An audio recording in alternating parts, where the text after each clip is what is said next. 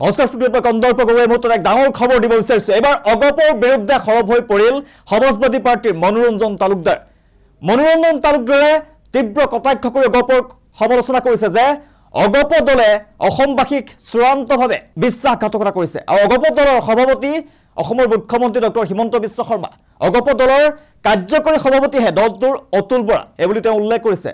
আৰু অগপ দলে নিজে প্ৰস্তুত কৰা অসম চুক্তি ৰূপায়ণ নকৰি বিজেপিৰ কা সমৰ্থন কৰিছে এইবুলি অগপ দলক তীব্ৰ সমালোচনা কৰা দেখিবলৈ পোৱা গৈছে মনোৰঞ্জন তালুকদাৰে। সবিস্তাৰে দৰ্শকসকলৰ বাবে লৈ আহিছোঁ। হিমন্ত বিশ্ব শৰ্মাৰ ধমক খাই অগপৰ প্ৰাৰ্থী হৈছে ফণীভূষণ চৌধুৰী।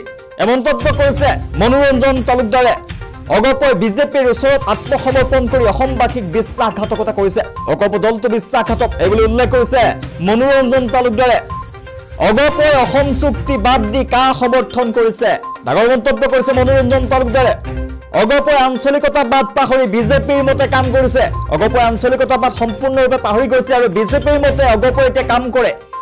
অগপ দলৰ সভাপতি হিমন্ত বিশ্ব শৰ্মা আৰু অতুল বৰা কাৰ্যকৰী সভাপতিহে। সাংসদ হলেও ফণীভূষণ চৌধুৰী সুভাষৰ দোকানত বহিবই এই মন্তব্য কৰিছে CPIMৰ প্ৰাৰ্থী মনোৰঞ্জন তালুকদাৰে।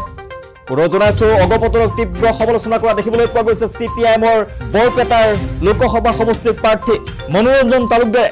হিমন্ত বিশ্ব শৰ্মাৰ ধমক খাইহে অগপৰ প্ৰাৰ্থী হৈছে ফণীভূষণ চৌধুৰী এইবুলি উল্লেখ কৰিছে মনোৰঞ্জন তালুকদাৰে। অগপই বিজেপিৰ ওচৰত আত্মসমৰ্পণ কৰিছে আৰু অসমবাসীক চূড়ান্তভাৱে বিশ্বাসঘাতকতা কৰিছে। অগপই অসম চুক্তি বাদ দি কা সমৰ্থন কৰিছে এইবুলি মনোৰঞ্জন তালুকদাৰে সমালোচনা কৰা দেখিবলৈ পোৱা গৈছে। অগপই নিজেই প্ৰস্তুত কৰিছিলে যিহেতু অসম চুক্তি, আৰু অসম চুক্তিক অগপই এতিয়া একাষৰীয়া কৰি বিজেপিৰ কা সমৰ্থন কৰা দেখিবলৈ পোৱা গৈছে। অগপই আঞ্চলিকতাবাদ সম্পূৰ্ণৰূপে পাহৰি গৈছে আৰু বিজেপিৰ মতে অগপই এতিয়া কাম কৰে। বিজেপিৰ চাবি দিয়া পুতলা বুলি উল্লেখ কৰিছে মনোৰঞ্জন তালুকদাৰে। অগপ দলৰ সভাপতি অতুল বৰা নহয়, অগপ দলৰ সভাপতি ৰাজ্যৰ মুখ্যমন্ত্ৰী ডক্টৰ হিমন্ত বিশ্ব শৰ্মা। দলটোৰ কাৰ্যকৰী সভাপতিহে অতুল বৰা এইবুলি সমালোচনা কৰিছে, উল্লেখ কৰিছে মনোৰঞ্জন তালুকদাৰে। সাংসদ হলেও ফণীভূষণ চৌধুৰীয়ে সুভাষৰ দোকানত বহিবই এই কথা উল্লেখ কৰিছে মনোৰঞ্জন তালুকদাৰে। অগপক তীব্ৰ সমালোচনা কৰা দেখিবলৈ পোৱা গৈছে CPIMৰ প্ৰাৰ্থী মনোৰঞ্জন তালুকদাৰে। আগন্তুক লোকসভা নিৰ্বাচনৰ প্ৰাক মুহূৰ্তত এনেদৰে অগপৰ বিৰুদ্ধে সৰব হৈ পৰা দেখিবলৈ পোৱা গ'ল ভাৰতীয় কমিউনিষ্ট পাৰ্টি মাৰ্ক্সবাদীৰ মনোৰঞ্জন তালুকদাৰ।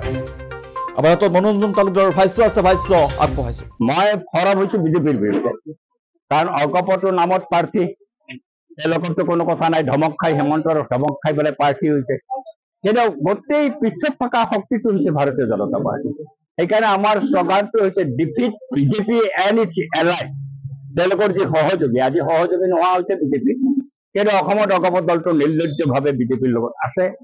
সেইকাৰণে অগপৰ যিহেতু কেণ্ডিডেট দিছে, অগপৰ কথাটো ক'ব লগা হৈছে। অগপই কেনেকৈ অসমৰ মানুহক বিশ্বাসঘাতকতা কৰিছে, অসম চুক্তিক নাকচ কৰি দিলে। যি অসম চুক্তি এই অগপৰ ছাত্ৰ নেতাসকলে কৰিছিল, ছাত্ৰ নেতাসকলে অগপ তৈয়াৰ কৰিছিল, তেওঁলোকে আছিল তেতিয়া। আৰু তেওঁলোকে নিজে গ্ৰহণ কৰা চুক্তিখন বাদ দি পেলাই আজি কা সমৰ্থন কৰিছে প্ৰকাৰান্তৰে। সন্মুখত সমৰ্থন কৰা বুলি নকয়, বিৰোধিতা কৰা বুলিতো নকয়, পূৰ্বৰ স্থিতিৰ কথা কয়। কি পূৰ্বৰ স্থিতি? পূৰ্বৰ স্থিতি হৈছে পদত্যাগ কৰিলা, আকৌ গৈ যোগদান কৰিলা, পাৰ্লামেণ্টৰ বিৰুদ্ধে কলা, গৈ ভোটটো দিলা, এইটো নেকি পূৰ্বৰ স্থিতি? আজি ৰুলছ ফ্ৰেম হৈ যেতিয়া প্ৰয়োগ কৰিছে, আজিৰ স্থিতি বেলেগ, আজিৰ পৰিস্থিতি বেলেগ। আজি ৰুলছ হৈ লাগু হৈ গ'ল। এতিয়াতো অৱস্থান ল'ব লাগিব, তাৰ সপক্ষে বা বিপক্ষে। আমি ইলেকশ্যনৰ পিছত যদি দিল্লীতো আজি আমি গণতান্ত্ৰিক ধৰ্ম নিৰপেক্ষ চৰকাৰ প্ৰতিষ্ঠা কৰিব পাৰো, তাৰ সম্ভাৱনা আপোনালোকে দেখিছে। যোৱাকালি দিল্লীত কি ধৰণৰ সমাৱেশ হৈছে। আমাৰ প্ৰথম কামটো হ'ব কা বাতিল। আমি কা এনে বাতিল কৰি দিম পাৰ্লামেণ্টত, এই কামটো আমি স্পষ্টভাৱে কৈছো। অগপই সেই কথাটো নকয়। প্ৰতিটো ইছ্যুত ভাৰতীয় জনতা পাৰ্টি যি ধৰণে ডিক্টেশ্যন দিছে, সেই ধৰণেই অগপই কাম কাজ কৰিছে। একদম টটেলি আঞ্চলিকতাবাদ পাহৰিছে। আঞ্চলিকতাবাদী চিন্তা ভাৱনা থাকিলে অগপৰ দল বিজেপিৰ লগত থাকিব নোৱাৰে। সময়ত কৈ আহিছে যে অগপৰ সভাপতি মুখ্যমন্ত্ৰী, সেইটোতো হয়, কেণ্ডিডেট ঠিক কৰিব নোৱাৰে। তাৰপিছত সিদ্ধান্ত ললে বল ছাৰৰ তাতে যাওঁ, ছাৰৰ তাতে গ'ল, ছাৰে ধমক মাৰি পেলাই কেণ্ডিডেট বনাই দিলে। আৰু এইটো মই কোৱা নহয়, ফণীভূষণ চৌধুৰীয়ে কৈছে যে মুখ্যমন্ত্ৰী কোৱাৰ কাৰণেহে মই কেণ্ডিডেট হলো, মুখ্যমন্ত্ৰী কোৱাৰ কাৰণে কোৱা নাই, ধমক দিছে, মই জানো। সেইকাৰণে মই কৈছো এতিয়া সকলো সিদ্ধান্ত যেতিয়া মুখ্যমন্ত্ৰীয়ে লয়, সেইটো দলৰ কেণ্ডিডেট কোন হ'ব সেইটো সিদ্ধান্ত মুখ্যমন্ত্ৰীয়ে ল'ব।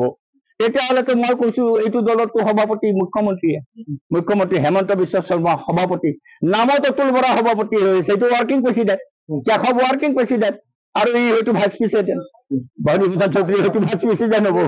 আন এটা প্ৰসংগ সুভাষৰ দোকানৰ কথাটো কি এই মই কোৱা নাই, ভনীভূষণ চৌধুৰী নিজে কৈছে মই MP হলে সুভাষৰ দোকানত বহিম।